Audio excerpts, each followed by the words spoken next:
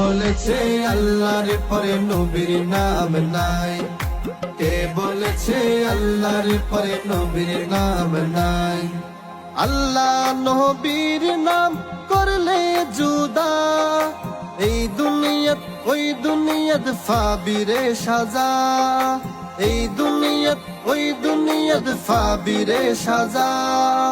আল্লাহ নবীর নাম করলে জুদা, এই দুনিয়াত ওই দুনিয়াত ফাবিরে সাজা, এই দুনিয়াত ওই দুনিয়াত ফাবিরে সাজা।